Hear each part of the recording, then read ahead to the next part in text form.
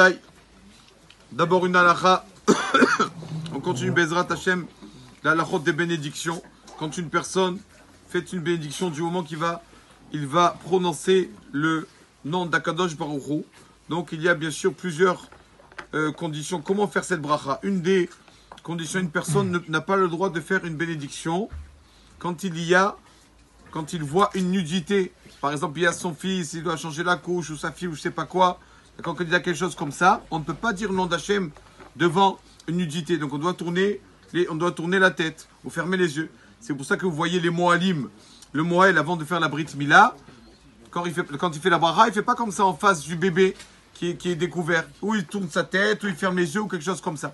Tout ça parce que quand on prononce le nom d'Akadosh Baruch Hu, on doit faire attention qu'il n'y ait aucune nudité, aucune de ces choses sales aussi, on parlera de ça. Mais déjà de faire attention. Souvent, on change des enfants ou quoi, d'accord, ou bien si on sait qu'un enfant, par exemple, d'accord, a fait dans sa couche ou quelque chose comme ça, alors on ne peut pas dire le nom d'Hachem, parce que l'endroit n'est pas propre.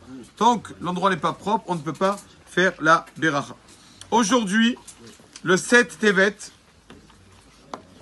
la Iloula, nous savons tous que le jour de Shavuot, c'est la Iloula du Baal Shem Tov. Ça dit Rabbi Israël Baal Shem Tov. Et aujourd'hui, 7 Tevet, aujourd'hui le 7 Tevet, c'est la Iloula de son fils, le fils du Baal Shem Tov. Rabbi Tzvi, fils du Baal Shem Tov. Son fils, donc, il y a quelques histoires qui sont marquées sur lui. Une des histoires, c'est que quand le père de Baal Shem Tov est décédé, alors on a dit, bon, le fils ne voulait pas être rabbin.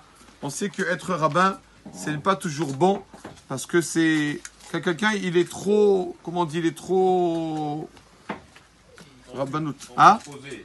Razak, merci. Exposé, quelqu'un qui est trop exposé, ce n'est pas toujours bon. Le mieux, c'est d'être toujours dans son coin. Les remarques après, d'être toujours dans son coin.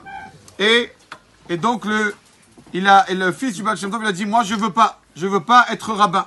Et donc, il a dit, comment on va lui faire sa parnassa? On va lui mettre un magasin. Ils l'ont mis au magasin, alors que c'était un tzaddik, c'était plus qu'un rabbin, Rabbi Tzvi. On l'a mis dans un magasin.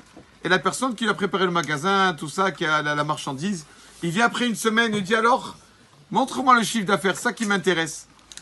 Et il vient, il voit que quoi? Zéro. Il dit, où ils sont? Il n'y a ni l'argent ni la marchandise. Où tu as tout pris?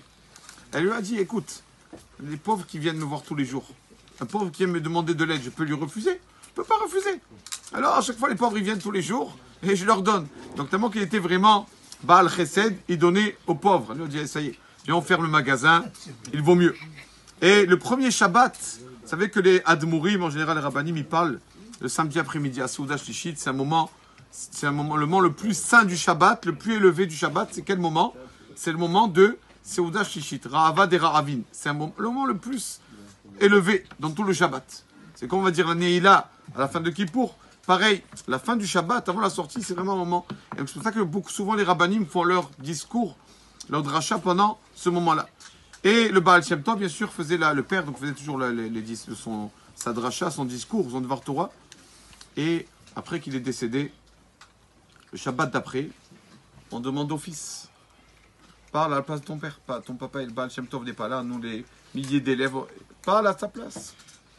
Et donc il vient pour parler, il n'arrive pas à parler. Il n'arrive pas à parler, le fils du Baal Shem Tov, il n'arrive pas. Et donc qu'est-ce qu'il fait? Il s'assoit sans parler. Il s'assoit comme ça, sans parler. Et il y a un des élèves, un peu insolent, qui dit mais tu parles pas?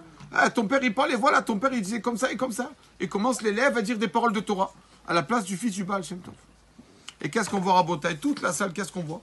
On voit le Baal Shem Tov qui est décédé, ça fait une semaine, qui vient dans la salle et qui dit, je vous interdis de parler avant mon fils. Laissez parler mon fils d'abord. Et là, donc il dit, je vous les ai laissés, je ne suis pas parti d'ailleurs. C'est marqué aussi qu'avant sa mort, ils lui ont dit, Rabbi, qui tu nous laisses? Chez qui on va aller? Donc, quand on n'a pas de rave, on n'a rien du tout. Rabbi, tu vas partir? Et leur dit, je vous ai laissé mon fils. Mon fils, Rabbi Tzvi, je vous ai laissé aller le voir. Même qu'il est très pudique et caché, il essaye de ne pas montrer que c'est un grand. Mais c'est un grand, vous pouvez aller le voir. Donc c'est ça, aujourd'hui. Rabbi Tzvi, fils du Baal Shem Tov, Baruch Adonai Le'olam.